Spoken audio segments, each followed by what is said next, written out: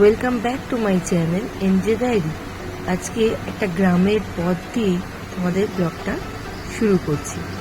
আমরা আজকে বৃষ্টি ভেজার দিনে আমি, শেলি মানে আমার বোনের ছেলে, আমার মেয়ে আর বাপি এই কয়েকজন মিলে বেরিয়ে পড়েছি নারিকুলের উদ্দেশ্যে।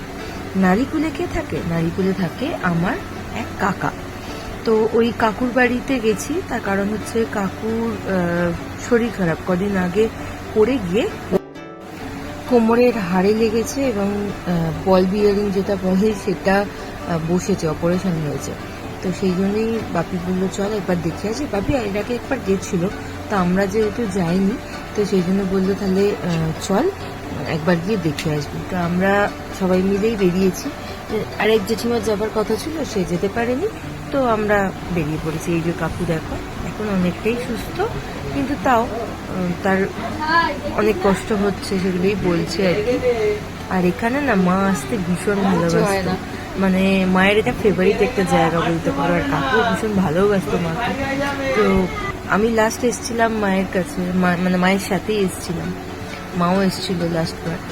তো এই তারপরে দেখো না আমাদের আম পাড়াপাড়ি চলছে, তোমরা দেখো আর মজা নাও। দেখবো আম পারবি, আমি দেখবো তোরা কিরকম। আর একজন ওই তাই আমি এখন আম পাচ্ছি।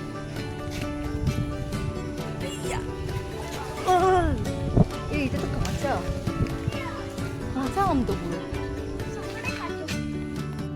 এটা ভালো নয়, এ টক, এ পোকা।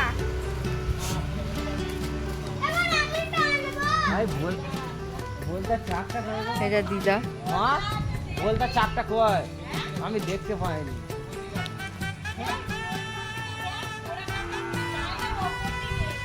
এই মাথায় যে পাকাটা আছে,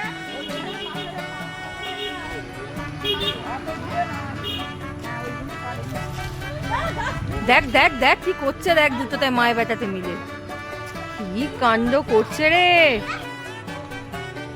কি তোমার কি বক্তব্য শুনি?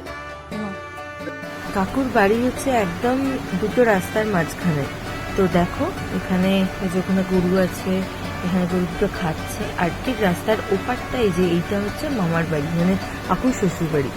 তো একদম মানে এই যে এটা কাকুর দোকানের পিছনটাতেই হচ্ছে কাকুর বাড়ি।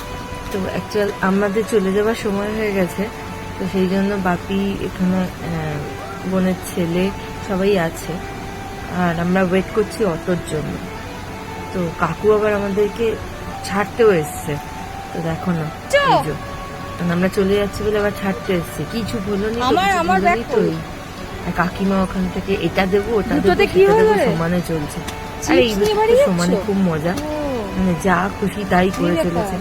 কাকুকে বললাম খুব সাবধানে থাকবে, কাকু একটু কষ্ট হচ্ছে আর কি। এই তো আমরা অটোয় বসে পড়েছি, এবার অটোতে করে বাড়ির পথে রওনা দিয়েছি। না পড়বে না সরিয়ে দিয়েছি।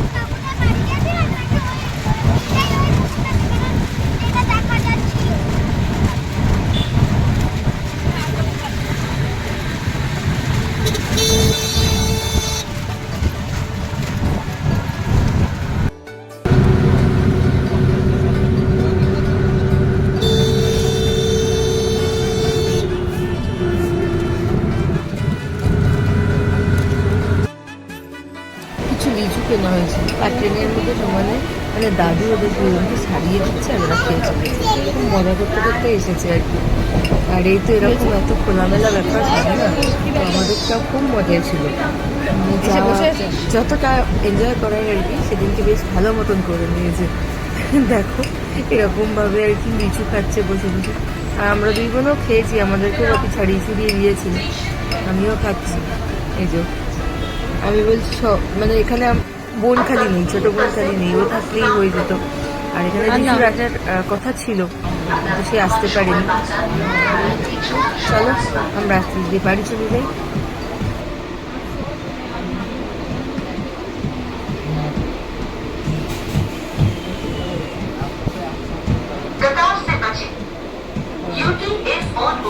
তো ওই দিন বাড়িতে এসে আর কোনো ভিডিও করতে পারিনি, এত বৃষ্টি। তারপরে নানান মানে পরিষ্কার হওয়া, ফ্রেশ ট্রেশ হওয়ার ছিল। তো পরের দিনের ব্লগ এটা। মেয়েকে পড়তে বসিয়েছি স্নান টান করিয়ে।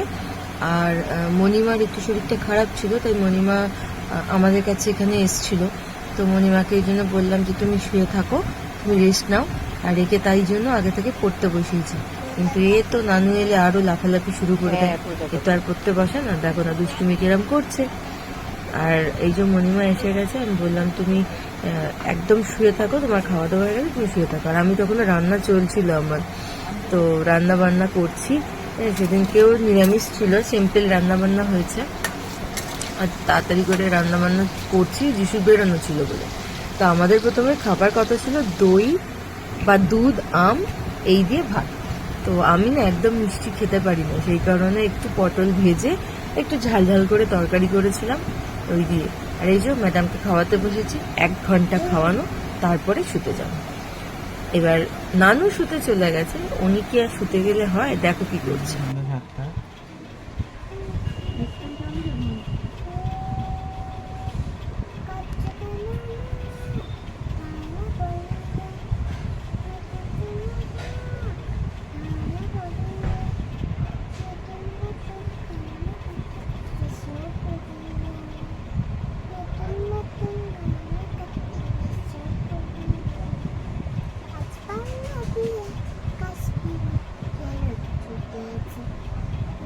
নানুকে গান দিয়ে ঘুম পাড়ানো চলছে।